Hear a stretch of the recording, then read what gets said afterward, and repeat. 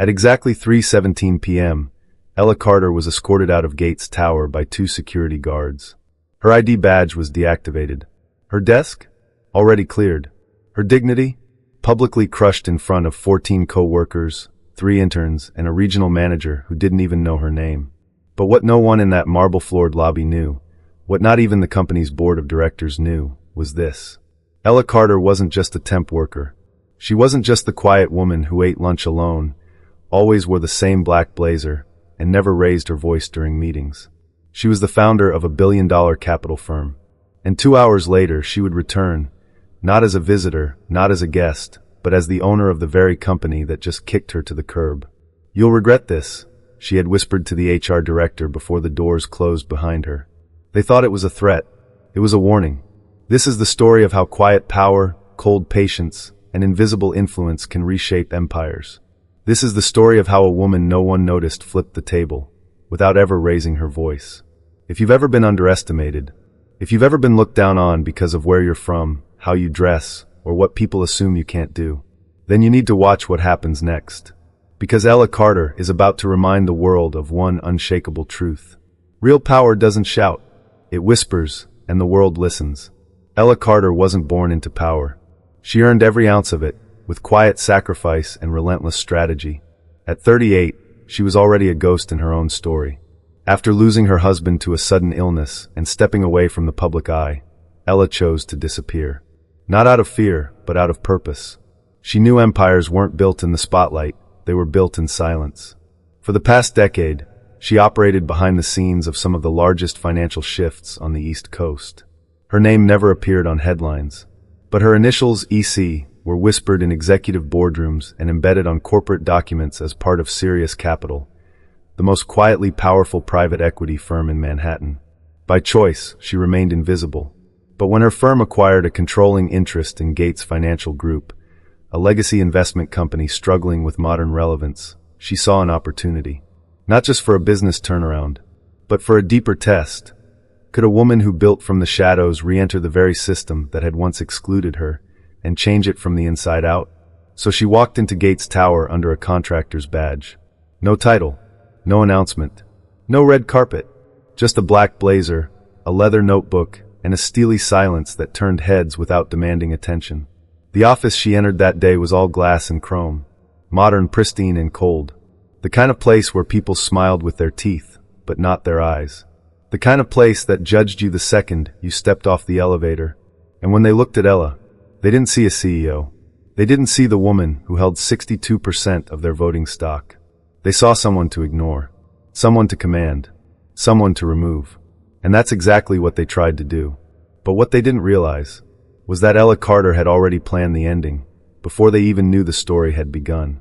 The tension started quietly, like static in the air before a storm. Ella had been working in the Gates financial operations floor for 7 days.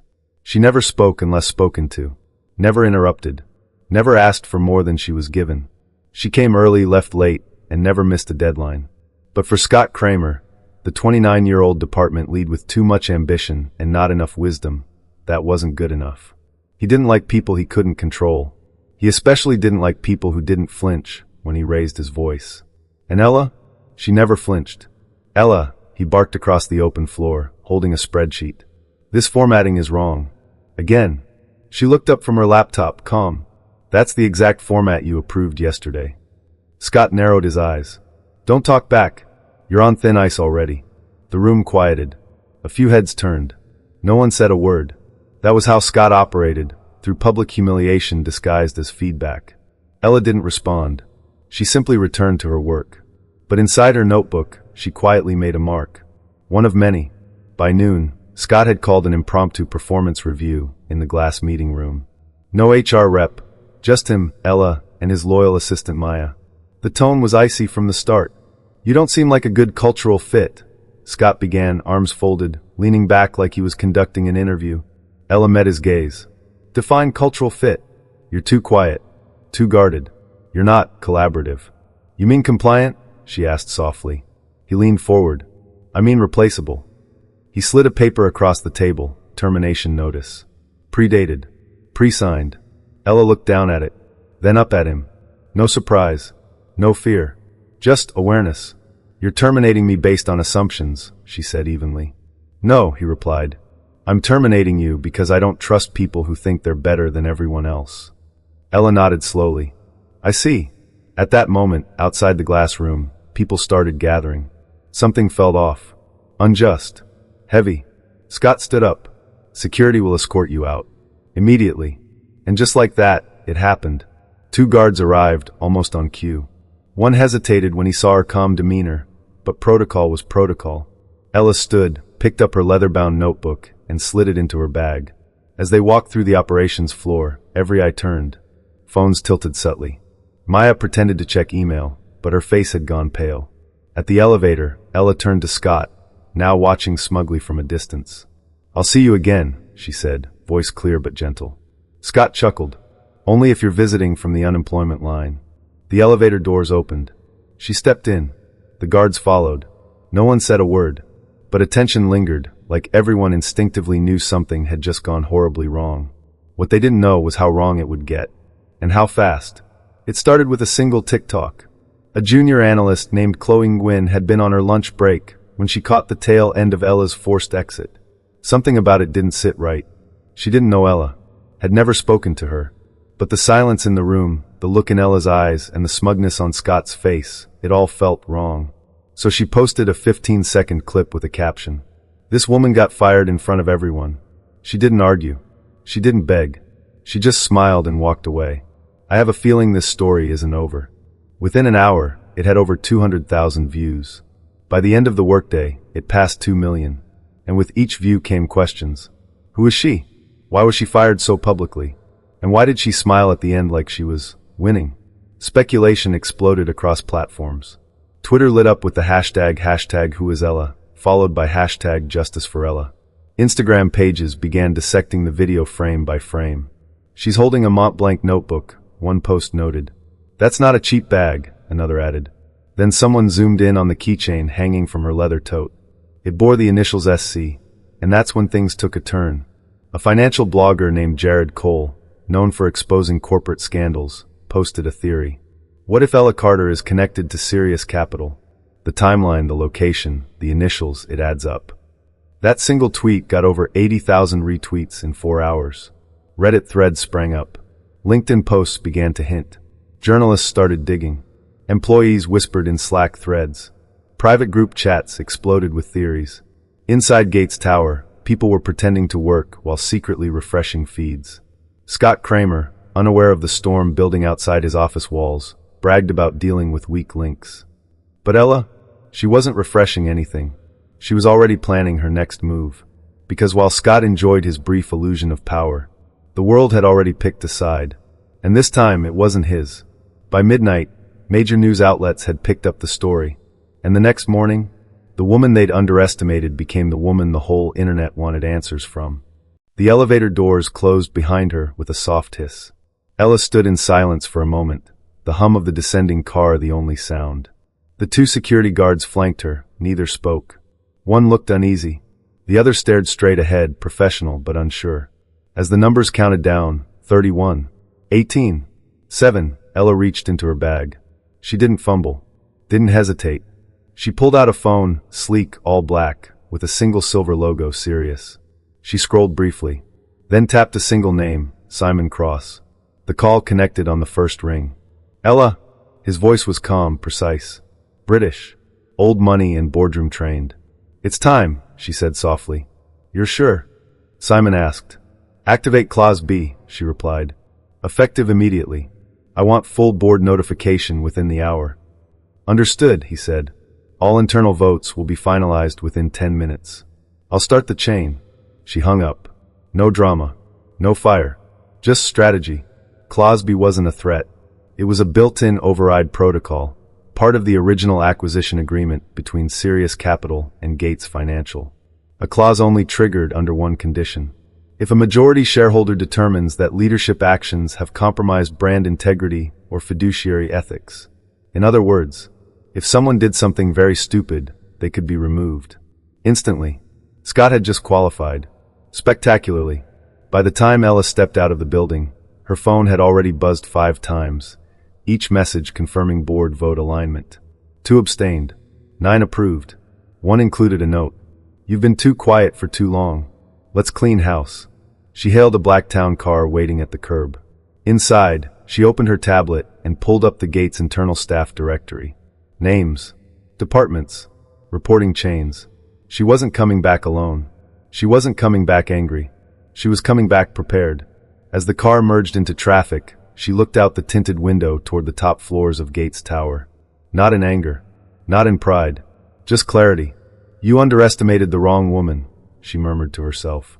And with one call, the woman they had publicly humiliated was now privately initiating their removal. Legally, silently, completely. Because sometimes the most dangerous kind of revenge is done in full compliance with the company handbook. It began with a chime, a quiet ping in the inbox of each board member of Gates Financial Group. The subject line was simple, clinical. Clause B, immediate activation. Vote outcome approved. Within 3 minutes, every senior executive in the building had received a follow-up notification. A board meeting had been called. Attendance mandatory. Format, in person only. Time, 3 p.m. sharp. Inside the sleek glass and steel headquarters of Gates Financial, something strange began to ripple. It wasn't panic. Not yet. It was confusion. Then murmurs. Then silence, the kind of silence that falls when people sense power shifting under their feet. In the executive lounge, CFO Helen Brandt frowned at her tablet. This has only happened once, she whispered to no one. 10 years ago, during the Blackstone ousting. Downstairs, VP of Strategy Omar Lewis leaned toward his assistant, lowering his voice. Who triggered it? No idea, she said, checking internal logs. But there's movement at Sirius Capital. Fast movement. Phones rang. Doors closed. Screens locked. And somewhere, in a private conference room overlooking the Hudson, Simon Cross sipped a cup of chamomile tea and smiled faintly. Across town, Ella stepped out of her car and into the private Sirius helipad. A helicopter awaited, blades turning, ready for liftoff. She climbed in with the same grace she'd carried during her quietest moments at Gates. No rush, no flare, just precision. As the aircraft rose above the city skyline, the downtown buildings shrank below her. But Gates Tower stood tall, a symbol of prestige, arrogance, and soon accountability. Inside the boardroom, the clock ticked closer to 3 p.m. Scott Kramer was nowhere to be found. He hadn't read the email. Hadn't answered his phone. He was in the gym, taking selfies.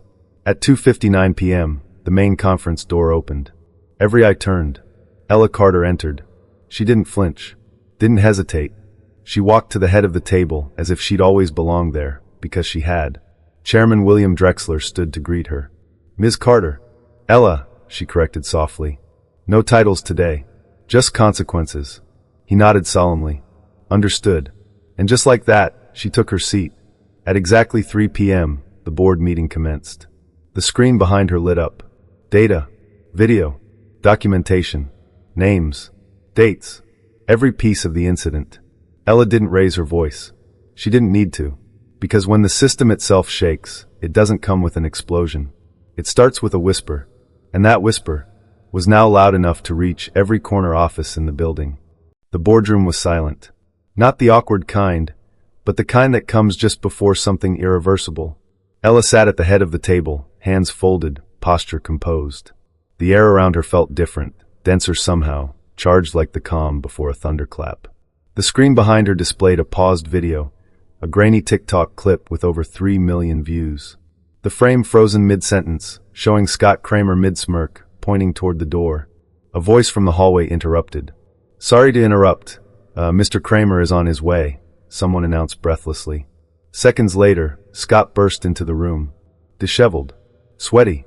Phone in hand. Confused but cocky. Hey, sorry for the delay, he said, adjusting his collar. Didn't realize this was that kind of meeting. He looked around the room, then stopped. His eyes met Ella's. For a second, he didn't recognize her. Then he did, and his smirk disappeared. He opened his mouth to speak, but Ella raised a single finger. Not to hush him, just to pause him. She turned to the board. This, she began, gesturing to the frozen frame, is your department lead, representing your brand, your culture, your values. Click. She hit play. The video rolled. Scott's voice filled the room. I mean, people like her don't exactly scream professionalism. You're on thin ice. She's not a fit. Not for a place like this. The board shifted in their seats. Then came the moment. The smirk, the wave to security, the line that had already gone viral. Maybe next time, don't act like you own the place. The video ended. Ella turned to Scott, who now looked like a man watching the collapse of a building he thought he owned. You told me not to act like I own the place, she said evenly. A pause. Then she added, but I do. Gasps. Audible ones. Even the chairman blinked. Scott stammered, wait, what do you mean? Ella stood slowly, stepping away from her chair. I mean, I own 62% of the voting shares in this institution. I mean, this board, this room, this job was built on capital I personally authorized through serious holdings. Her voice didn't waver. It didn't need to rise. It was the voice of inevitability. And while I usually prefer silence over spectacle, she continued, today, I felt it necessary to make an exception. Scott looked around the room. No allies. No exits. I didn't know who you were, he said desperately. That, Ella replied, was your first mistake. She stepped toward him, calm, precise. Your second was assuming I needed your validation. Click. She pressed a button on the tablet. An email draft appeared on the screen. Subject, termination for cause, Scott Kramer. Effective immediately. She turned to the chairman. This is prepared under Clause B. The board already voted. Chairman Drexler nodded once. Unanimously. Scott's face drained of color. You can't do this, he said. Ella tilted her head. Scott, I already did. Security, 2 new guards this time, entered from the hallway. Polite. Professional. Scott didn't fight. He couldn't. He simply stood there, eyes hollow, watching as the woman he had mocked erased him from the building with a whisper. As he was let out, Ella turned back to the board. Let's continue. There's still much to fix. The meeting resumed. But in the hallway, in the elevators, in every Slack channel across the company, there was only one phrase being repeated. She didn't raise her voice. She raised the standard. The meeting room hadn't quite recovered from what had just happened. Scott Kramer's chair still sat empty, slightly turned, like a ghost of arrogance past. The air hung heavy with what everyone now realized. They had no idea who Ella Carter truly was. Chairman Drexler cleared his throat gently.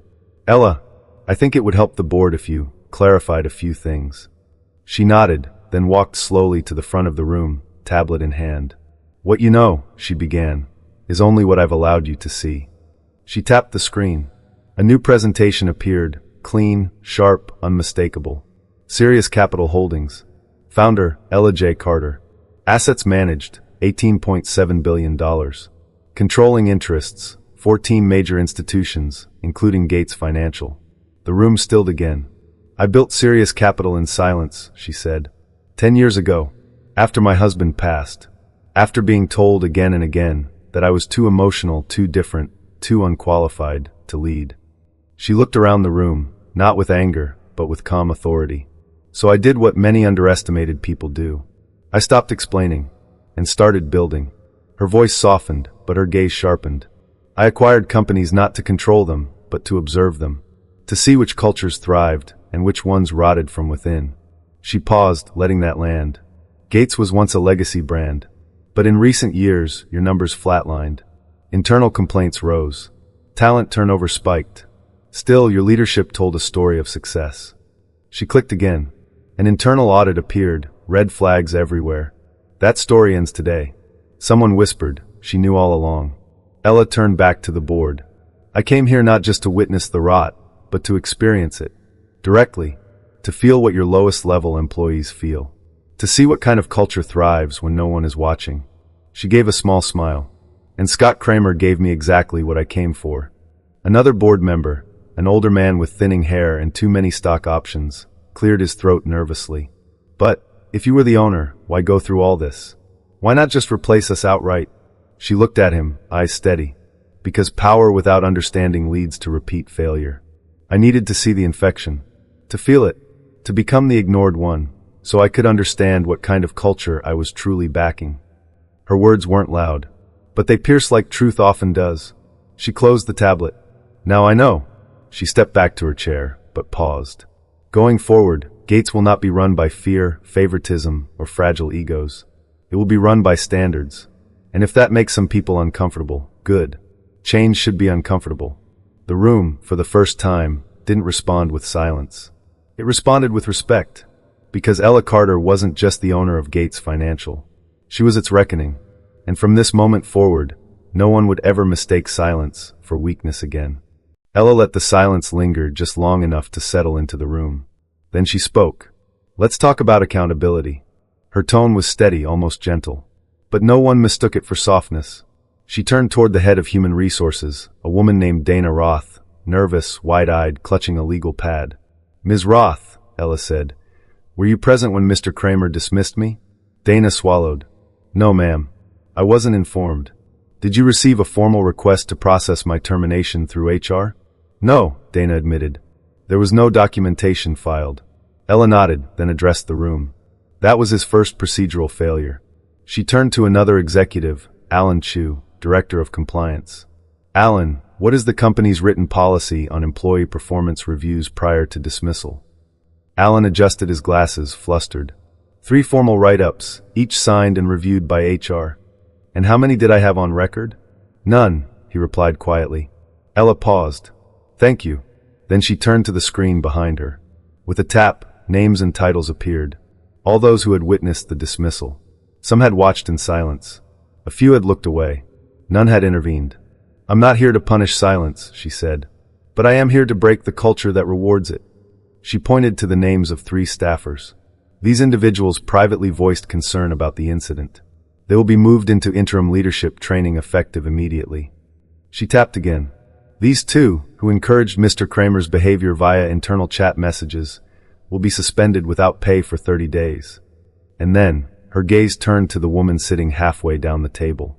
Maya Chin, Scott's assistant, the only one who had dared speak up that day. "You said nothing during the dismissal," Ella said. "But you filed a private ethics report that night." Maya straightened in her seat. Ella smiled slightly. "Courage isn't always loud. Sometimes, it's filling out the form when no one's watching." She turned back to the board. "Effective immediately, Ms. Chun will transition into Ethics and Culture Officer. She'll help us build what this place should have been all along." Maya's eyes widened. Her hands trembled. But she nodded. "Yes, ma'am." Ella returned to her seat. "This is not about revenge," she said. "This is restoration. If we want a better company, we start by rewarding integrity, not volume." And just like that, justice wasn't just served. It was rebuilt.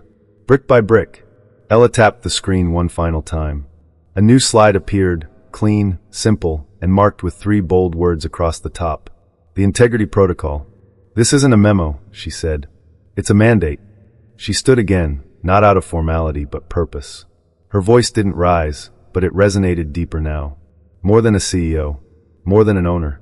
She was a reformer, armed with both data and intent. "Effective immediately, we will implement a culture-wide shift across all departments," she continued. The first bullet point appeared on screen. 1. Anonymous ethics reporting system real-time. Every employee will have access to a secure, confidential reporting tool. Reports will be reviewed daily, not monthly. Any case ignored by leadership will be escalated directly to my office. The second bullet appeared. 2. Bias detection AI, active monitoring. We're investing in technology that will flag language patterns in emails, chats, and internal reviews. Not to punish, but to retrain. This isn't surveillance. This is awareness. The third. 3. Leadership accountability audits, quarterly. Every manager will receive a behavioral audit every 90 days. These won't measure revenue. They'll measure respect. How you treat people. How you handle conflict. How safe your team feels. She walked slowly along the room. The most dangerous disease in a company is unchecked ego. That ends here. Next slide. 4. Promotion criteria reform. Leadership positions will no longer be awarded based solely on performance metrics. Emotional intelligence, ethical decision-making, team growth and retention, these will now carry equal weight. And finally, 5. Restorative training, not just compliance. Mandatory monthly training won't just be PowerPoint slides on harassment. We're bringing in real-world facilitators, inclusive dialogue, scenario simulations, learning how to lead people, not just manage numbers. The room was quiet, but the energy had shifted. No one rolled their eyes. No one checked their watch. Everyone was listening. Ella looked to the group one last time. These aren't rules to make you cautious. They're standards to help you be better. Because good people get swallowed up in bad systems every day. She paused. But not here. Not anymore. The integrity protocol wasn't just policy. It was a blueprint for evolution. And under Ella Carter's leadership, Gates Financial wasn't just becoming a safer company. It was becoming a stronger one. When the meeting ended, Ella didn't stay to bask in the aftermath. She closed her tablet. She nodded politely. And she left, just as quietly as she had arrived. Because for Ella Carter, this was never about making noise. It was about making change. And the lesson she left behind echoed louder than any speech ever could. You see, sometimes in life, you're going to be overlooked. You'll walk into rooms where no one makes eye contact. You'll have ideas dismissed before you finish your first sentence. You'll be underestimated, ignored, maybe even humiliated. And that's okay. Because what they don't realize, what they never realize, is that power doesn't always wear a title. Sometimes power wears silence. Sometimes it carries a notebook. Sometimes it gets escorted out just to return as the owner. This story isn't just about corporate revenge. It's about reclaiming dignity. About choosing not to explain yourself to those committed to misunderstanding you. About knowing exactly who you are, even when everyone else forgets. So if you've ever felt invisible, if you've ever swallowed a scream to keep a job, if you've ever questioned your worth because of how someone else treated you, let this be your reminder. You don't need permission to matter. You don't need a spotlight to lead. You don't need their approval to rise. Because one day, when the time is right and the plan is ready, the world won't be able to ignore you. Not because you finally shouted, but because your impact spoke for you. Like Ella, you don't have to prove them wrong with anger. You can prove them wrong with grace, with excellence, with results, and maybe, just maybe, with a quiet smile, as you walk back through the door they once slammed behind you. You've just heard the story of Ella Carter. But maybe, you've lived a piece of it yourself. Maybe you've been in that meeting where no one believed you. Maybe you've walked out of a job with your head down, wondering if anyone would ever see your worth. Maybe you've been the person who knew they had more to offer, but had to wait for the world to catch up. If so, this moment is for you. In the comments below, I want you to share your story. Not just the pain, but the power you found afterward. Not just what happened to you, but what you became because of it. Because your voice might be exactly what someone else needs to hear today. And if you found strength in this video, if it lit something inside you, even just a little, don't keep that light to yourself. Hit that subscribe button. Join a community that believes in rising quietly and returning boldly. Hit like if you believe power doesn't need to shout.